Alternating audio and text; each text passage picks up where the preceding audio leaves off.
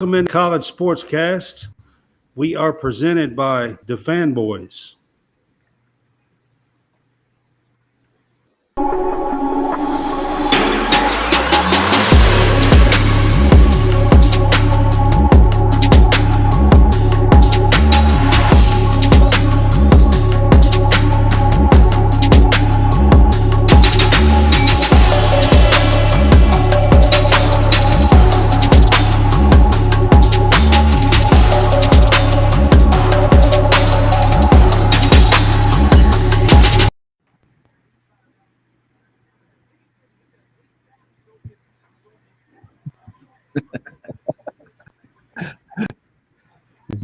He's not seeing it. He sees us now. Watch. All right, guys, I'm back. It took me a minute. So when it goes to the thing, it takes me a few minutes because you start dancing before I ever see anything or hear anything as well, just so you know. All right, so we are back. College Sportscast today is our wrap-up and live chat show.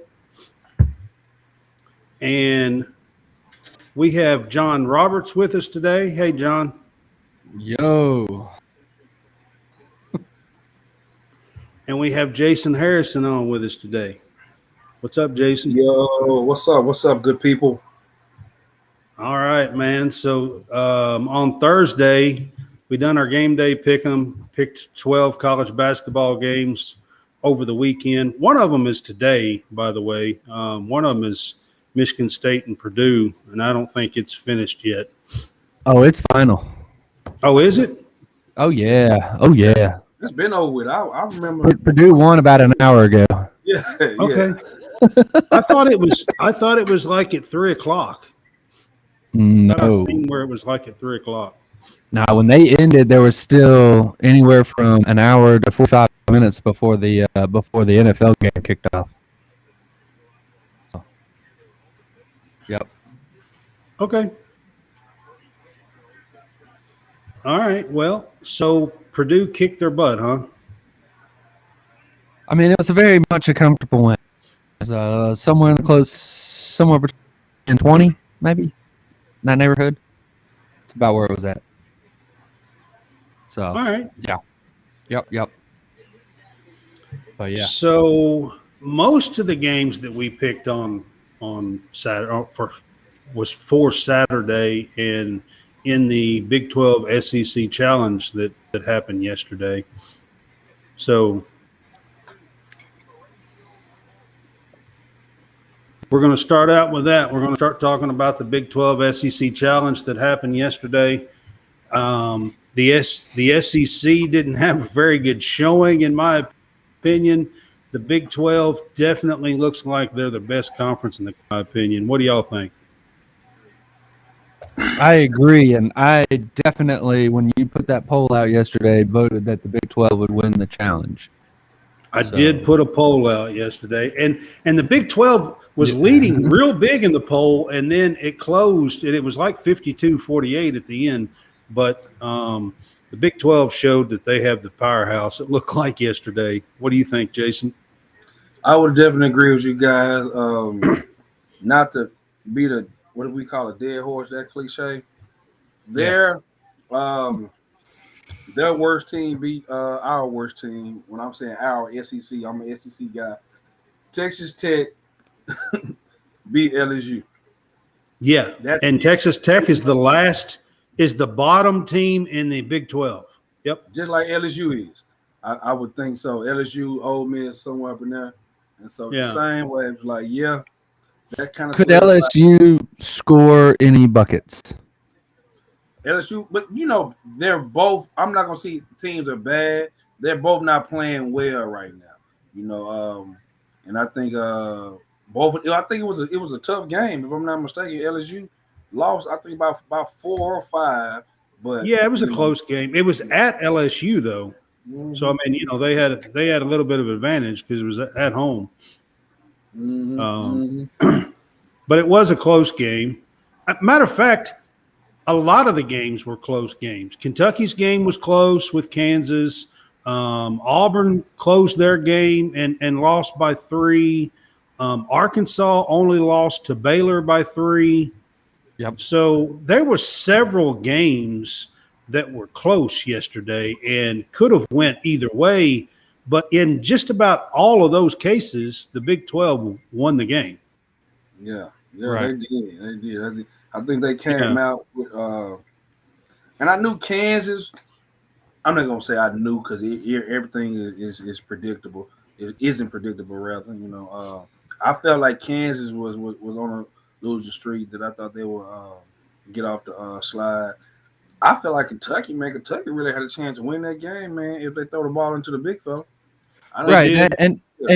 and that Kansas one, what made me kind of flip back and forth between that Kansas and Kentucky. I mean, ultimately, I went Kentucky, and against Kansas was that they were on a 3-game losing streak and had never had a 4-game losing streak under Bill Self, and it hadn't been since what, the early '80s since Kansas had lost 4 in a row. It was something like that, Yeah, and I was didn't really want to bring up the fact that this would be Kansas's 4th loss in a row if they somehow did lose.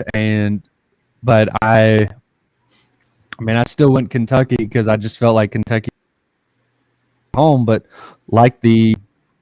they were unable to. Well, I mean, no, at Tennessee, but I mean, it was I mean, it's like what, South Carolina came in and beat them at home.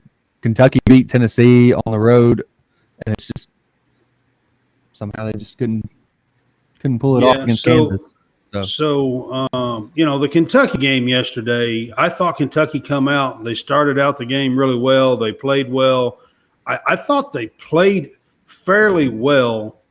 Two things. Well, I'll say 2 things that kind of hurt them yesterday.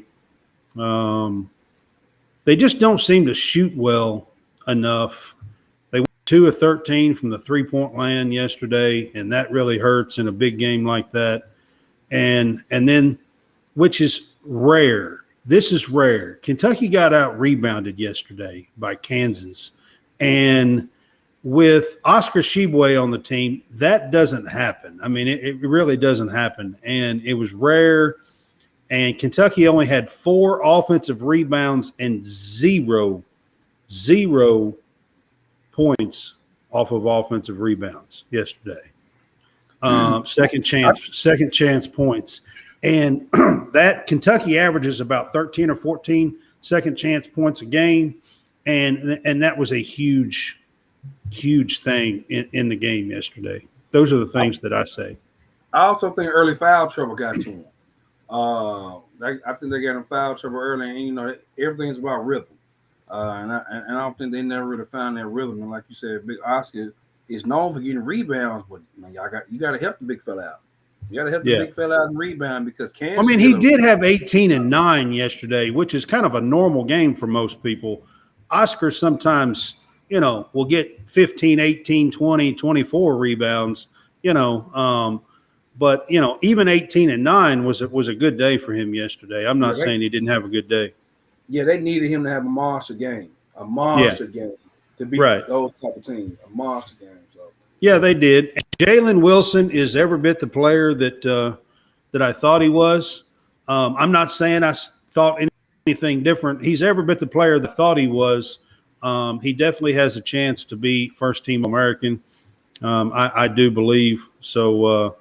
They knocked down some late, really tough 3-point shots, big time shots at Rupp, and you just have to give them credit. I mean, you just have to give them credit. So they knocked down some shots, and Kentucky didn't. And like I said, they couldn't rebound. And I do agree with what you said, Jason, when it comes to because Kentucky started out the game was doing really well.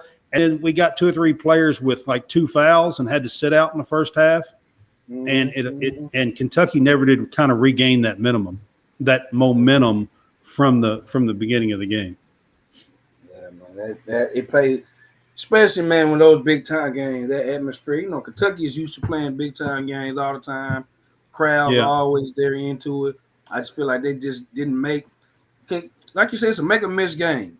Kansas just made the shots to keep Kentucky at bay. You know, they were still fighting. I still think the Kentucky team is still has a lot to prove, and has a lot more development into a better basketball club. They just fell short. Mentioning making shots, one of my picks, who I didn't pick, Missouri. Missouri made shots at home. Yeah, and I told y'all they play really good at home. I did tell y'all that one. You did say that, man. And I can hear myself right now. Iowa State is really, really, really good. They play the right way. I can describe how they play. But when you go on the road and the home team make shots, you know, kind of like Oklahoma did. Missouri and Oklahoma had a hell of a day shooting at home. And they did. That's what both of them did. All about. Oh yeah. Yeah, both of them did yesterday. And you know, the Missouri game was kind of shocking for the SEC, and the Alabama game was shocking against the SEC for the Big 12. Roberts, what do you think happened to Alabama? Yes, I mean, they for the first time yesterday this season, if you ask me, Alabama looked rattled yesterday. It's the first time that they looked like that they were discombobulated, that they just could not. They were rattled. Anything going. Yeah, exactly. They played rattled. They played hurried. They shot hurried. You know what I mean? They just played rattled yesterday. Right. And that was something that we hadn't seen at all from this team. That's why I was picking that they would win, because I didn't think that they got rattled, but apparently they do. Right. And it's the first time. I wouldn't say rattled. I would say they ran to a buzzsaw.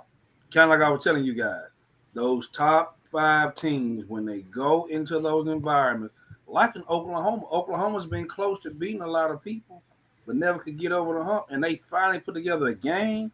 You know, because I've been in them situations. I remember when we were 0-4 in the SEC, and look who come to town. Auburn comes to town. Chris Porter, Doc Robinson. I think Doc Robinson was gone, but it was that team that was ranked 4th in the country, and that was our first SEC win when we finally got a chance. We knew we had to play our best game, and Oklahoma knew what they had to do. They had to come in here and play, and once that thing gets to rolling, that rim looks like a peach basket. And man, look, shot the lights out. They did. They absolutely did yesterday, 100%. And Oklahoma's like 8th or 9th team in the Big 12 right now, and just buzzsawed Alabama, who's the number 2 team in the country. So, you know, it happens. It happens to the best of us. Each team, you know, you have to come to play every single night, and you have to be ready to play and play with that energy and intelligence as well. So Alabama just didn't have it yesterday. They didn't play real well earlier in the week against Mississippi State, did find a way to come back and win. So Alabama right now has got a few questions to answer, I think. You know, are they going to look like the team that was just running through teams, or are they going to be struggle team like they were this past week? And I mean, like, if you really think about it, you know, Auburn had this kind of a run last year where they were absolutely running through everybody at the beginning of the season. And then when you got into late January or sometime in February, they hit a stretch, they hit a wall in which they just couldn't win a few games. And this might be that stretch for Alabama. It might come right now. And that is where they looked, they were able to escape Mississippi State last week or during the midweek game. And then on the weekend, they ran into the buzzsaw that is Oklahoma and just got annihilated. And, you know, maybe the next couple ones, maybe they lose a few right here in the SEC. And before getting it back together. Now, you know, I would fully expect them to get it back together before they get to the SEC tournament and get into the NCAA tournament. I would really be surprised if Nate Oates doesn't get them back together. Right. But I wouldn't also be surprised that they lose the next two or lose, 2 or 3, coming up very soon, Right. just Could happen. because Absolutely. they could be in the middle of that wall, so. Right. Exactly. So Like I said, Coach Drew Ing on with us, and he says, "What's up, Brad Boomer Sooner?" Sooner. He's the he's on the Defan Boys. He's part of the group. He has his own show. I'll give him a shout out. So I just want to. His show is Under official review, right? Under official review. I was trying to think the name of it. Right. I think he was recording during our last one. Yeah. So Under Official Review is his show, his podcast. I was sorry, Drew. I was trying to get it out, but I knew what it was, but I couldn't think of it and get it out. But anyway, so he's on with us, and I just wanted to give him a shout out. He is from that little corner of Arkansas and Oklahoma. I'm not sure if he's on the Oklahoma side or if he's on the Arkansas side, but he is a Oklahoma fan and Arkansas as well. So does a lot of stuff for Arkansas. cool. Well, like I said, I think Fayetteville is right there on that line. If he's anywhere near Fayetteville, he's pretty close because I think it's Drew says we're going it's live in tonight 15 too. So yeah. he's a coach. Tulsa. He's a high school coach as well. Jason, just so you know, and so He hates the Razorbacks. You got that one Well, wrong. he knows a lot of information about the Razorbacks. I can tell you that right now about Arkansas. Know thine enemy. Yeah. Well, this is true too. He Yeah, definitely has a lot of information and knows a lot about it. Yeah. But what I was going to say about Alabama as well. Remember when I was telling you guys that maybe this is a blueprint to get to Alabama. Maybe. Obviously you got to make shots against Alabama. Well, I mean, okay, you can't really go for a blueprint if you got to hit 80%. I mean, come on. well, listen. I was saying Mississippi State, as far as the blueprint. Oh, okay. Oklahoma was just Executed it to perfection. Hey, to perfection. Listen, sometimes all the stars align. You have a perfect game. That right there, if I was Coach Porter Moses, if I was him, I would play this every single day. See, guys, when you do what I ask in your country, you make shots, we can beat anybody. You know what I'm saying? If you stick to the game plan. Yes. But name of the game is it's a mega mislead. But I think Alabama's it's probably gonna hit a low. It's gonna struggle.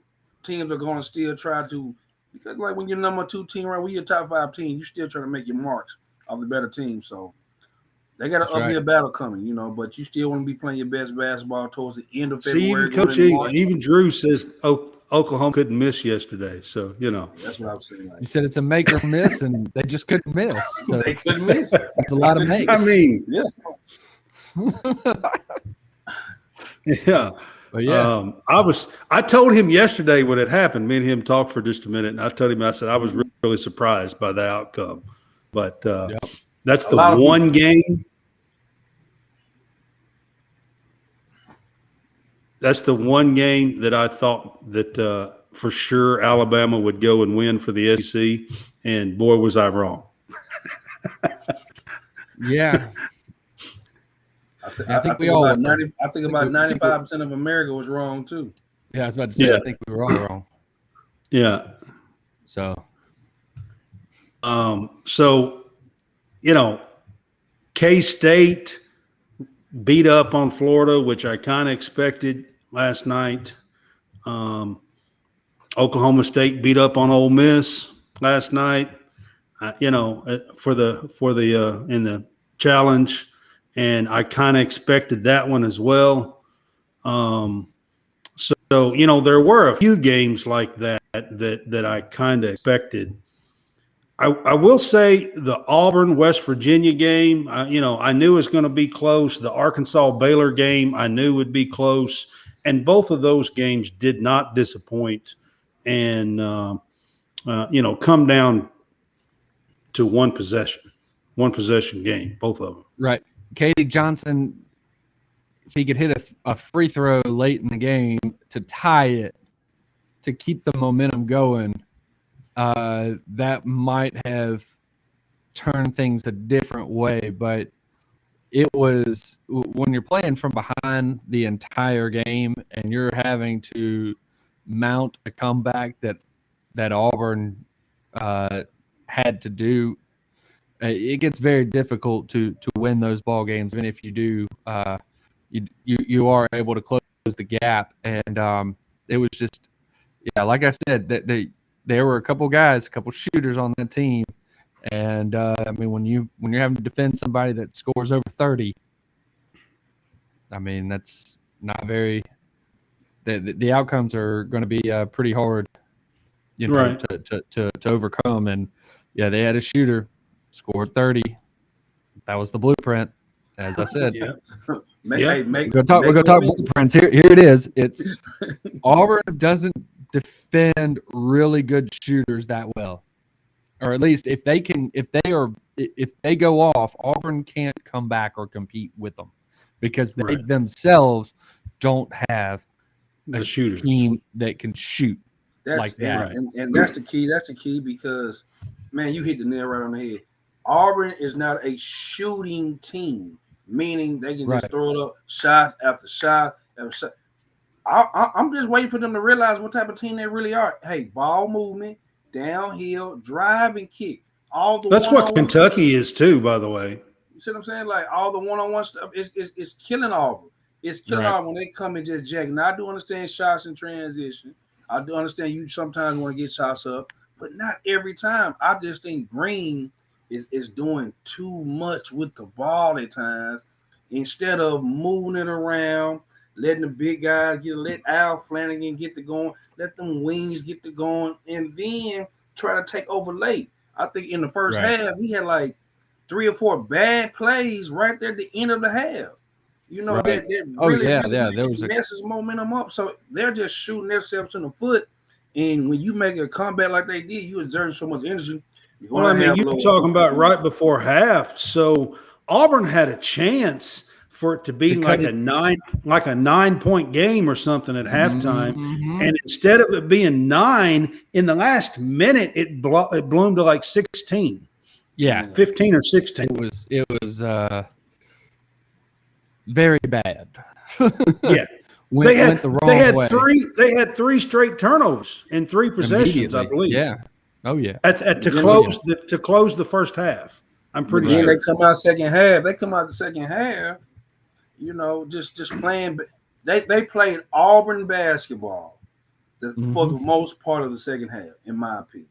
They played what they tried to do. They got out, they rebound, they went to that zone, they played man with. They got paint touches, and that's what they were doing. But then they were going through Broom. Yeah, they were going through Broom. Didn't have a good first half, but he did everything in the second half. But then it's like they're competing against each other. It's like somebody's open. I think I still can make it. Instead of moving about, then I think they had a bad charge call on Al Flanagan. That one charge in transition when the point guard, and I don't think that was a charge. That was a home charge. I could be wrong. But I think that right there kind of killed the momentum because they wasn't making a run. It was making a nice run. But Auburn played well the second half. It was the first half that killed them. It was the first half that killed them. It was the last minute of the first half that killed them because if you really, I told you what happened the last minute. That final minute is what is what absolutely did them in, because if they don't have that last minute, then obviously they're able to mount some form of comeback, take the lead at some point during the game, and possibly stick the dagger all the way in, but they never could get that done. And the end of the first half, look, it's always valuable, the first 5 minutes of each half and the last 5 minutes of each half are your most valuable minutes of the game. And the last 5 minutes, of the first half, absolutely were detrimental, especially the last minute. And then the first 5 minutes of the second half were very much a positive, but they just they couldn't completely balance it all out. So, but that was something Coach that Drew, you knew was going to happen. I'm going to tell you right now, the tally yesterday, you're right, was 7-3. I'm counting Oklahoma as an SEC win.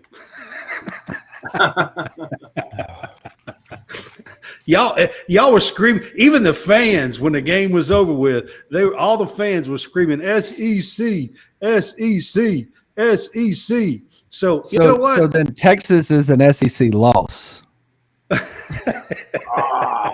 Oh, damn. Shut up, man. I was trying to make us look better. Yeah, horns down on that for sure. I mean, like, are we really going to be getting 15-yard penalties if somebody does this in the middle of the game? That's That just dumbest. absolutely is stupid. That is dumb. If I just went like this, I mean, that is dumb that's a 15-yard penalty. That's atrocious. Is what it is. I mean, like I said the other day, grow up. If you're a Texas fan, grow the hell up. Grow a pair at least. What happened to the emotions of the game? You can, referees, you cannot be father figures on the field when you're officiating a game, especially like football or even basketball. There's a lot of emotions involved. A lot of kids just have fun, make emotion. Just talk to them. Hey, we don't need to be doing that. Hey, we don't need to be doing it. Hey, but 15-yard penalty, that costs. Man, I'm causing penalties. Ridiculous. It's not like they're throwing birds up. They're not throwing birds up. I mean, heck, I've seen Tennessee players throw birds at the Alabama fans as soon as they score a touchdown. As soon as they throw a touchdown. But they don't call penalties for that. But this is not throwing birds up. I mean, I don't get it. I don't understand. On, man. Listen, if you're playing a sport, there are going to be people that like you, and there's going to be people that don't like you. There's even going to be people that hate you. And guess what? You got to be okay with that. That's just the way it is. I mean, they're just people that have punchable faces. I mean, stuff happens. Listen, when I played, listen, the fans would get on to me. Oh, they would get on to me, boy. I'm talking about before the game, during the game, all that kind of stuff. So, naturally, I'm an emotional guy. You know what? Listen, if the SEC does show favor to Texas, I will be shocked. Ugh. Man. Hey, Coach Drew, that the mustard is French's, and it was toward Jason's Ole Miss team when they did that. And the golf balls. With Lane Kiffin, the golf balls and everything. But Lane likes to throw placards, so it's fun. Yeah. That was Tennessee. He's just like. That was Tennessee. You have to be I said they like to throw. I said they like to throw birds. Tennessee does, and he said they like to throw mustard. And I wanted to point out it was French's mustard, and it was against Jason's Ole Miss team.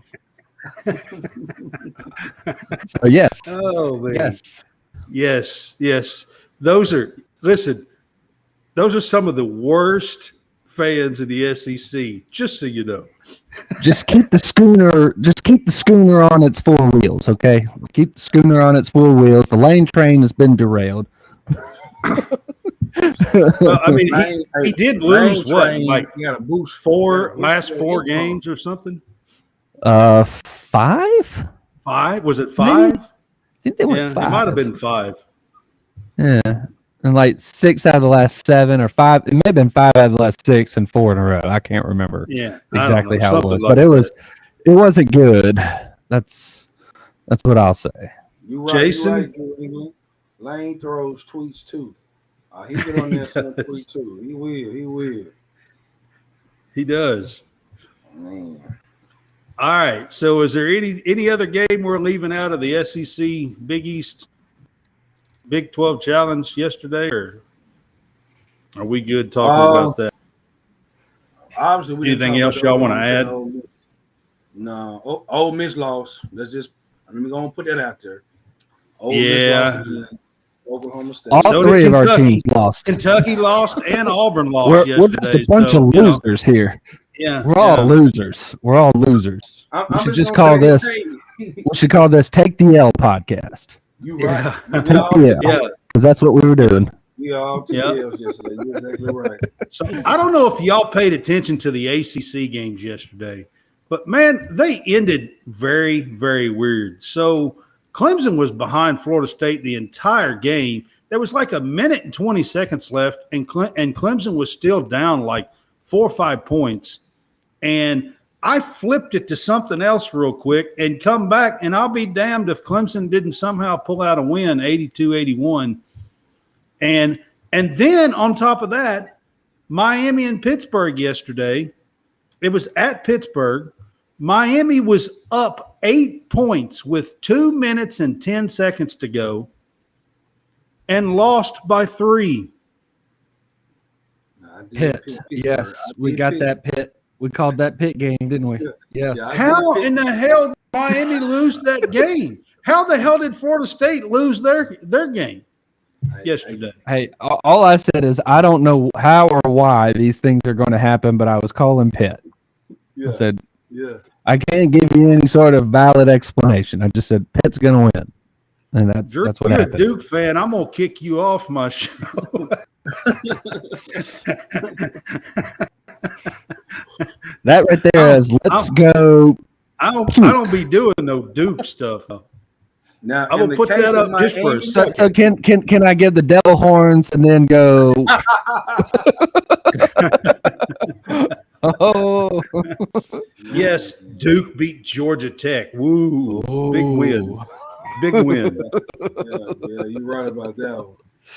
That's no I mean, surprise. big win there. Anyway, But one thing I can say about that ACC, those two games, Clemson is a winning team. Winners find ways to win. Losing teams find ways to lose. In that situation, right? Now, Miami Pitt, Miami's been winning, so I can't say that.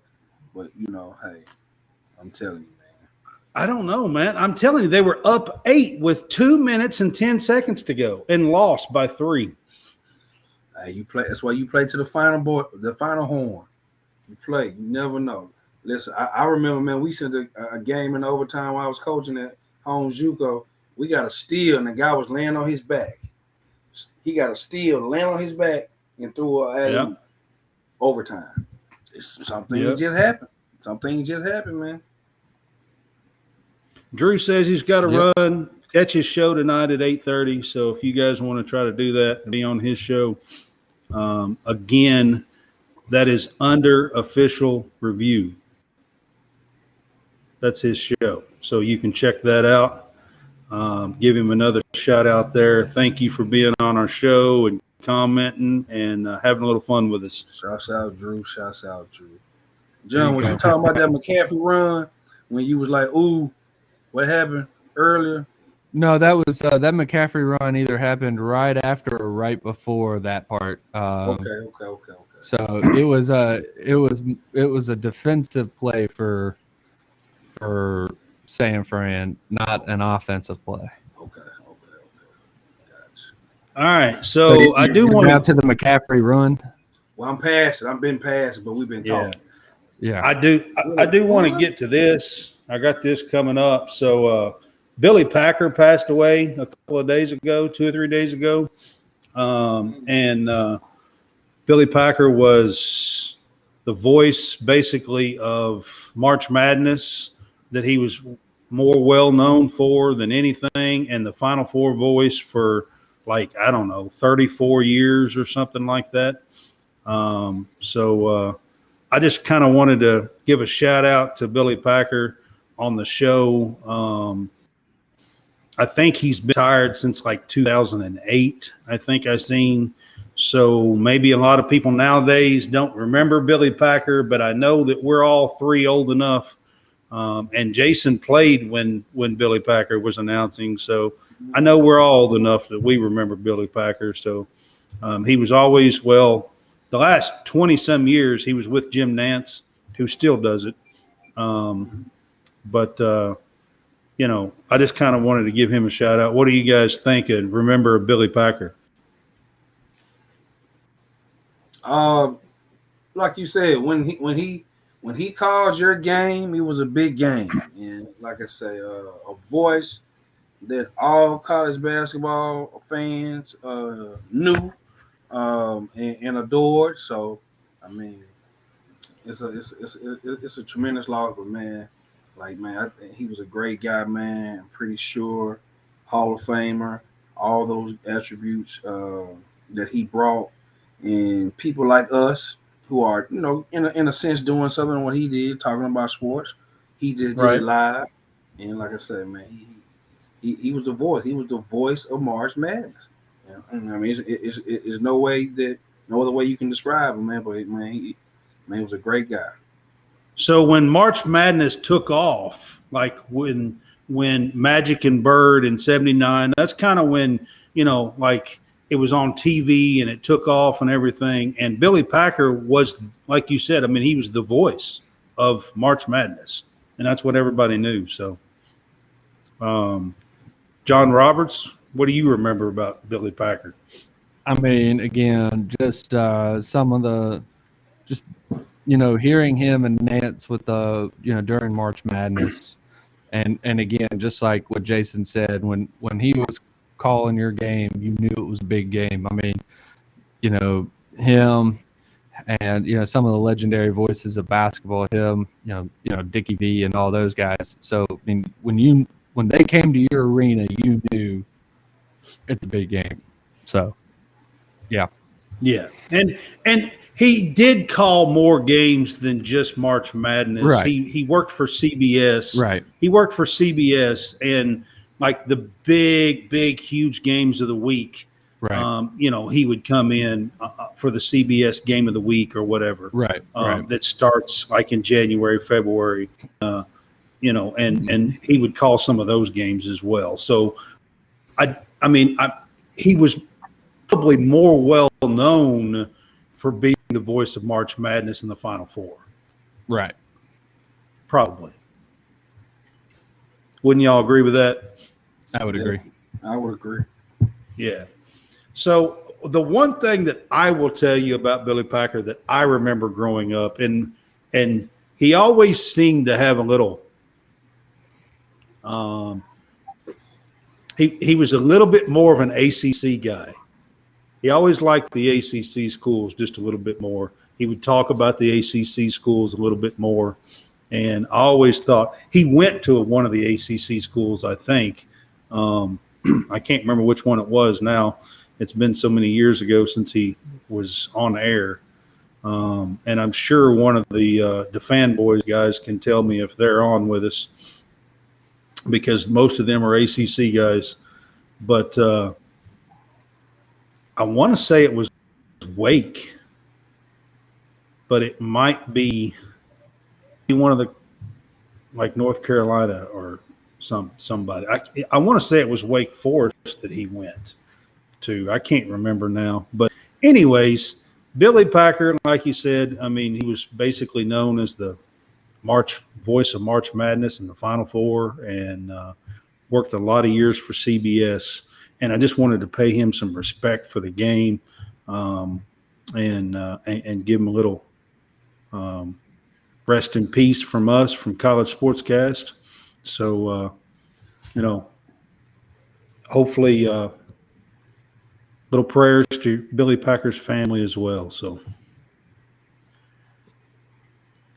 I kind of wanted to get that out there. Is there anything else in the college basketball world from yesterday? I do know this, that came back. They were behind pretty much the entire game. It was a home game, and come back and won by 6 over Cincinnati yesterday. So that was a pretty big win yesterday. I do know that. I'm gonna keep saying it. These top teams, this last month because a lot of people's season is about to end. And so they're trying to position themselves for that resume. Hey, I beat a top team.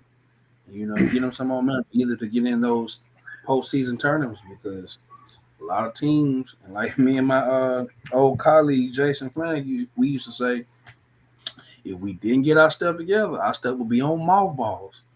And if you know what mothballs are, you're putting your things up to be stored for the following year. And so, yes, right. a lot of seasons will be ending. A lot of careers will be in. A lot of college careers will be ending. Right. I just kind of wanted to throw that out there. That was another game that I noticed yesterday. And you guys said Purdue won pretty big today. That was basically the only big game that was on today, I think, was the Purdue-Michigan State game.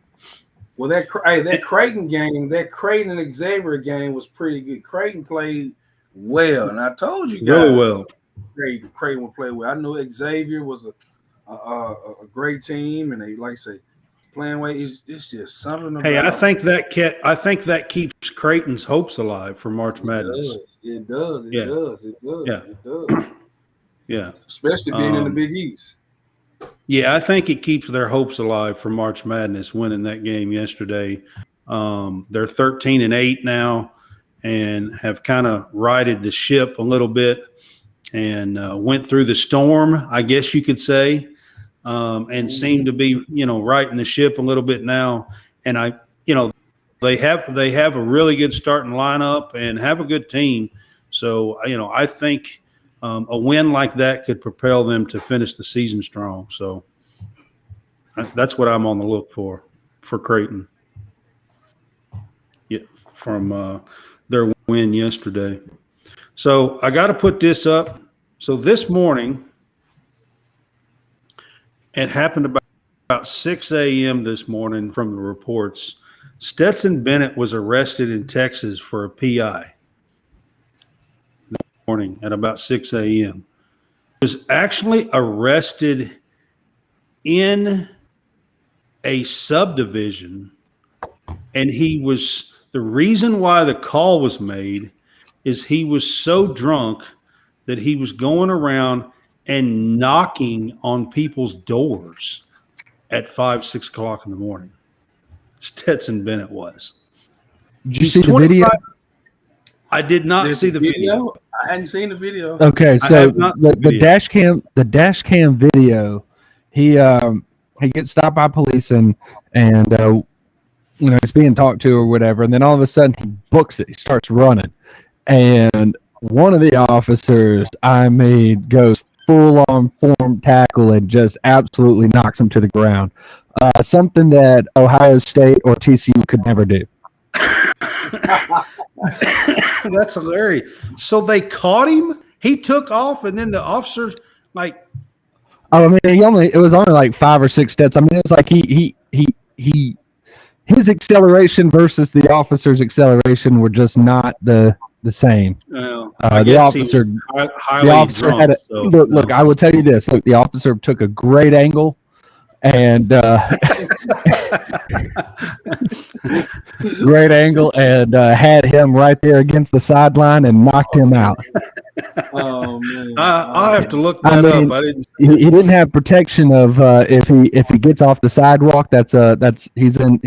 He then becomes untouchable. He was running along the sidewalk, and all of a sudden, boom, right from the side, right there. And that right there is just great reaction by the officer. They were able to have great closing speed.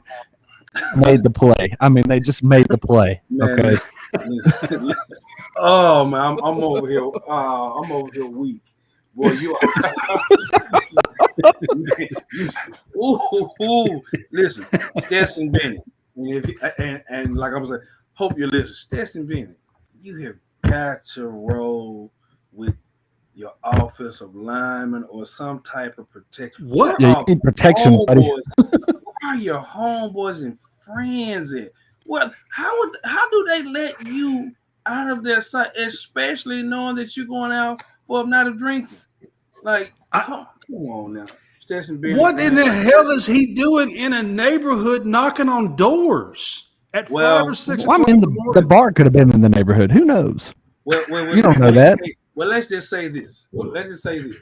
And I'm gonna be very. I'm trying to be very careful of what I say. It's not like he's just a young man. He's not a 19, 20-year-old. No, he's 25. You see what I'm saying? So Yeah. So my thing is, where are your Look. He's 25 and he's had at least a year or wait, how long has NIL been? 1, 2 years? 1, 2? Two, One and a two, half. 2 years. Two, So two it means, seasons.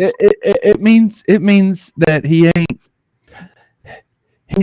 he has enough money to take an Uber or Lyft or whatever You think? to You get think him so? home. No, You know, but I mean, at least he wasn't driving; he was That's walking. true. That's true. I But you mean- don't go out by yourself. You That's are right. Stetson Bennett. You The I know. fourth, there's 4 of you.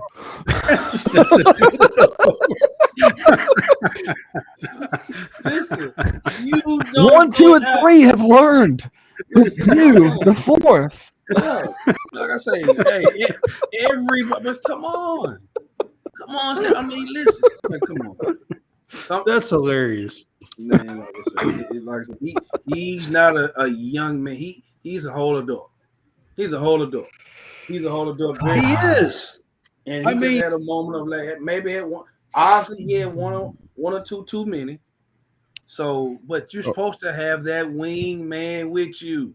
Yes. Absolutely. Why do you not have a Where's this wingman? offensive lineman? Where's this guys? Where's his friends at? I mean, I don't know. Come on. I have no And idea. listen, But anyways, listen, we don't know. I'm not going to speculate. Maybe he got dropped off. Maybe he got kicked out where he was going and forgot where he was at. So who knows? I mean, that's probably why he was knocking on doors. He didn't realize what the address was, and then he couldn't remember. Yeah, maybe he was looking for the place he was supposed to go home. I don't know, go to or whatever. And it was in that neighborhood. I'm not sure exactly what happened. I think it's here. I'm not sure. Hey, are you the house I'm supposed to be at? Yeah, I mean, maybe that's what happened. I don't know. Am I supposed to be here? No. But Okay, like John said, at least he was. Well, I don't know who said it. I think you and Brad man said at least he wasn't driving. At least he wasn't driving. He was walking. He was on foot.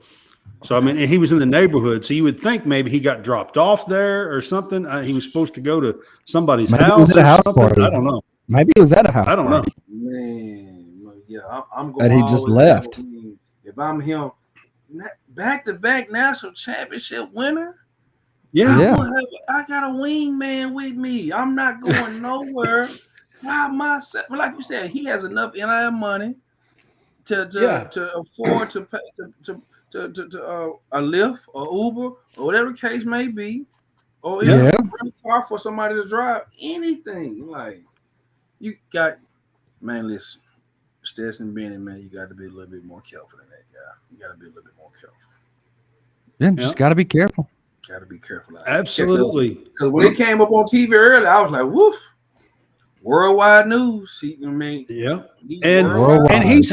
And he's hoping to get drafted in April. This will not affect his draft status now, just because he got arrested on foot. He did. He did not drive. He did. Baker Mayfield. What was the officer's 40? Maybe we draft him. Baker Mayfield had a couple. When coaches go out and they're looking to they're recruiting one guy, and then all of a sudden somebody else on the same team or in the game is like, oh my god, then they go and they get that guy too. Yeah. I mean, might be wanting to go get the officer. Well, I was about to say you got to check how old he is, but hey, as long as he got some eligibility. Yeah. Well, I mean, that's if you want to bring him into school, but I mean, you might want to sign him up in the NFL. I'm more just like, hey, let's go ahead and sign him to a contract, right? Yeah. Well, it was just breaking news this morning, and I agree with you, Jason, 100%. Stetson Bennett, man, you are a 25-year-old, two-time national championship winner, and you are headed to the NFL. what on earth are you doing? One, out alone in a neighborhood, drunk, and two, out in the neighborhood alone, knocking on doors. Maybe, like I said, maybe you went to a party in the neighborhood, and maybe you and some boys left, and maybe you were trying to get back to the house and couldn't remember which house it was. Maybe they all look the same. Maybe it's one of those neighborhoods. I don't know what happened, but you've got to do better than that, is all I'm saying. Here we go. Let me let's so you guys can see it. It's in the it's gonna be in the group chat right here. This is the video. So that way you can see the officer. They're they kind of see him on the side of the road and they're talking to him, and then boom. I mean, yeah. So like I said, okay. But yeah, it's it's something, man. We're out here trying. So I want to bring this up as well. So about a week or two ago now, we had a show where we announced that Harbaugh's announced that he's going to stay with Michigan. But he had a follow-up meeting with the Broncos in the last 2 or 3 days. New development. Yeah. He had a follow-up meeting with the Denver Broncos just recently, like really recently. And they tried to – Harbaugh was trying to work out a deal with the Broncos. I don't see that working. I don't see that working unless Sean Payton. But it's being reported that no deal was struck, but Harbaugh was actually in the works and trying to work out a deal to be the head coach of the Denver Broncos. I don't know, man. I think Russell Wilson. I keep saying Russell Westbrook. Russell Wilson needs an offensive-minded head coach that's going to come in and open up the playbook and have all type of plays for him, because no longer is he the younger man that he was once in Seattle. I think he needs to be protected more, but man, he did not have a good year this year, and I don't think – and also he needs a good defense as well. And I can understand them trying to bring Coach Harbaugh in from a defensive schematic standpoint, but I don't see that working out for the Broncos. Harbaugh. Maybe, but as I did hear, whoever picks up Sean Payton has to compensate the New Orleans Saints. Yep. So that right there could be a monkey wrench in a lot of people's plans, having to come up with a conversation for hiring a new head coach. Right. I mean, I think that there have been thoughts that the Chargers wait a year and go and get him next year, because I think Sean Payton has indicated that he wants to come back and do TV again. I think he's with Fox, which is headquartered out in LA. I don't know if he does his stuff from LA or doesn't, if he's got a house in LA, or if he's just, comes in for each weekend that he does the show and then goes back home wherever. But if he's already out in LA, he doesn't have to move. If he goes from the showing up with the Chargers. There was somebody else that I'd heard that might wait a year to go get him and then possibly go get him next year. So if he doesn't get Cliff snatched up, I'm hearing might wait a year and see if he can still get in the NFL again. Well, I mean, he could take an offensive coordinator position somewhere too. So, I don't know. Yeah, that's what I'm saying. It might be a head coach. Right. Yeah, it may be that he goes and does something in the offensive coordinator deal. I know that there are a few colleges that are trying to maybe swing for the fence and go get him, but I don't think he's wanting to I go heard back the to other day college. that Miami, they fired their offensive coordinator. The Hurricanes might swing for the Right. fence. Well, I mean, for even him, out but like there's people that not necessarily that there's insiders or anything like that, but there are people that are hoping that Alabama goes after them.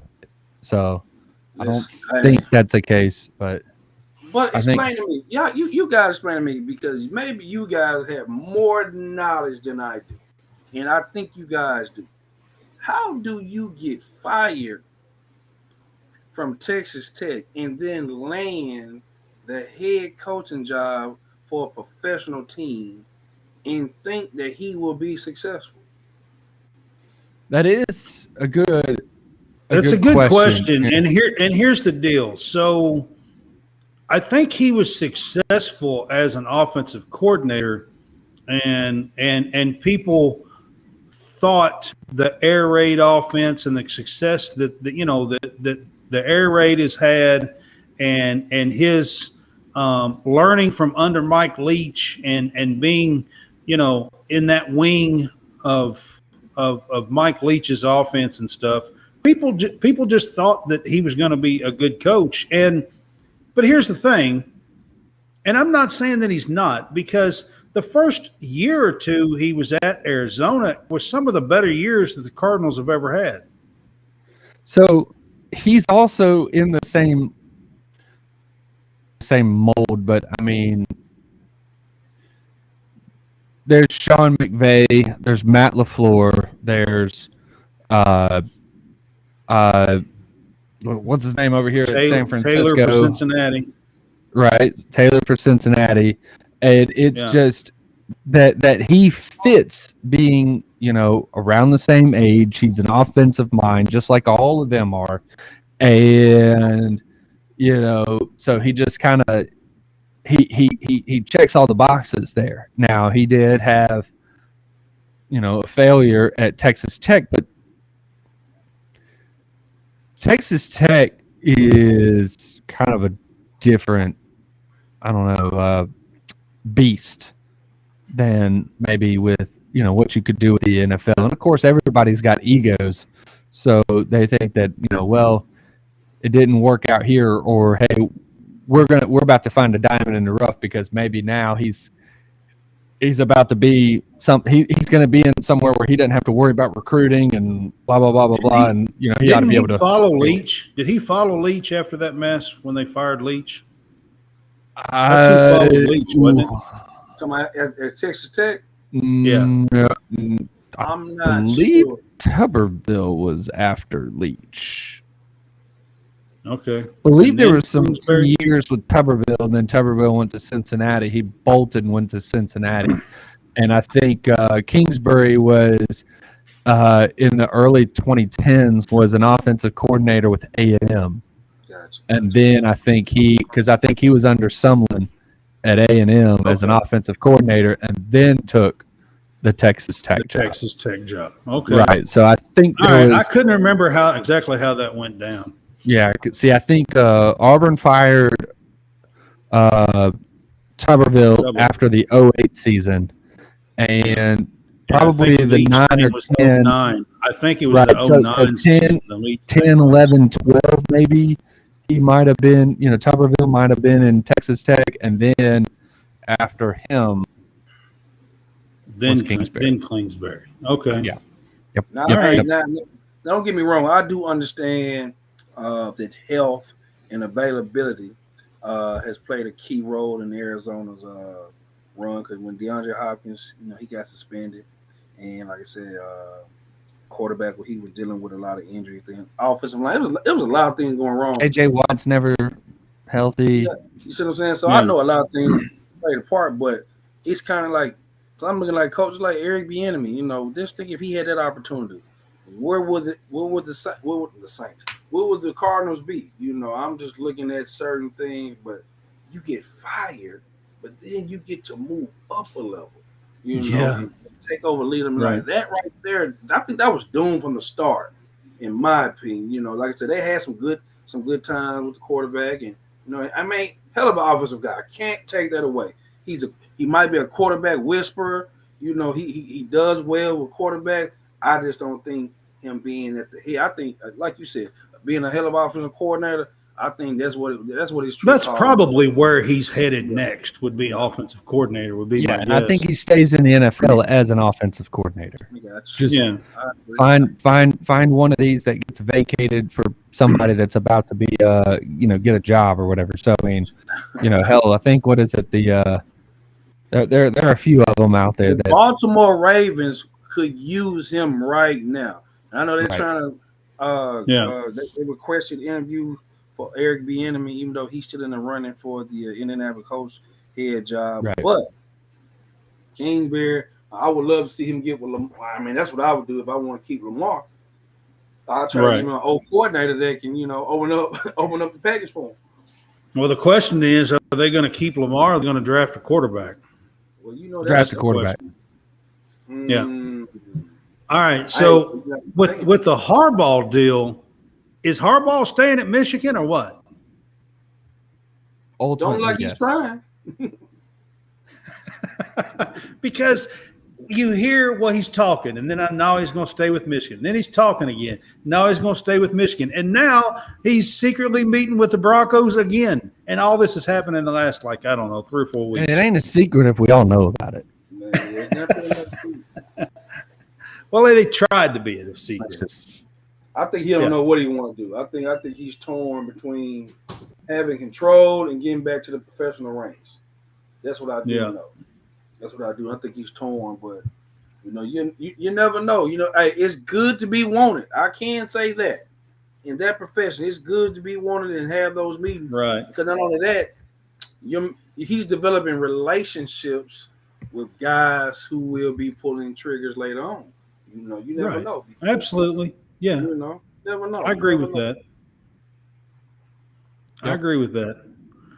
All right, guys. Is there anything else y'all want to add to the show? Y'all got any other news or anything that y'all want to bring up that's happening in the college sports world? Baseball is in 19 days. One more month before March Madness begins. 19. One more month before March Madness begins. You talking about all conference tournaments. This was the best. Conference tournaments is about 5 weeks away. You know what I'm saying? Something like that. Yeah. March Madness is upon us. Less than 3 weeks. Yes, March Madness from baseball. Hey, baseball. I probably will be going to Oxford to catch my, defending national champions. Yes, I got it. We'll be trying to go down and catch a game this year because I don't know if it's going to be my Bianca. This is last year. You never know. I know he probably got a contract extension now, which I think he did, but you never know. He did. I think so. I think he did, but I need to get down there because that's going to be a hot ticket. Because they wanted to fire him. Yeah, they wanted sometime during the season last year. Yeah. He was at number 1, and then they lost a bunch of weeks in a row. Yeah. And they wanted to fire him, and then all of a sudden he got hot again and made a run in the in the postseason. And I guess he has a little left now. Oh yeah, I think so. You win you another championship, you guarantee at least 5 to 6 more years. Well, he's now 1-1 as he don't have to stay there. I'm saying he can use that leverage wherever he wants to go. Is what I'm saying. No doubt. He's now one player at LSU. 1-1 head coach at Ole Miss. Yeah. So. Yeah. Yep. Yeah. So I say he's gained a little leverage. Is all I mean. For wherever he wants to be. No doubt. Yep. All right, guys. So I'm going to say our little thing for the 2023 nonprofit organization for Defend Boys is Home for Our Troops.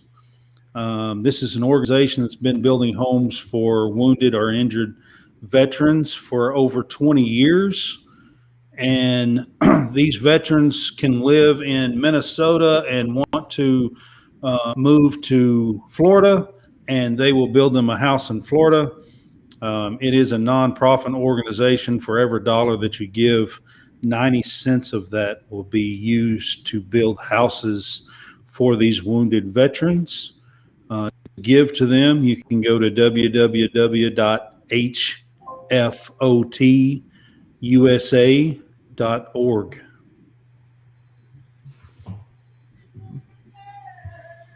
Help out our troops. There you go.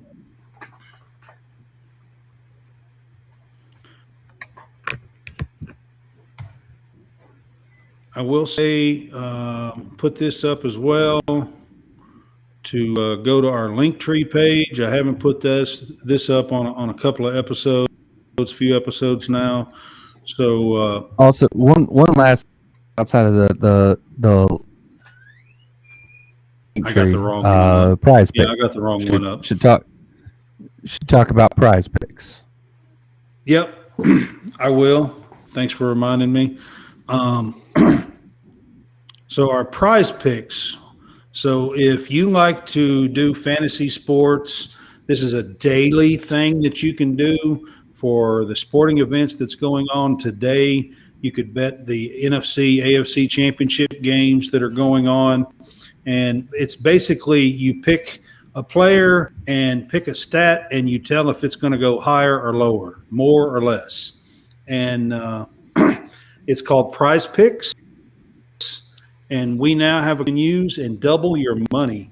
So you can go to prizepicks.com and use CSCast, College Sportscast, CSCast, as your code.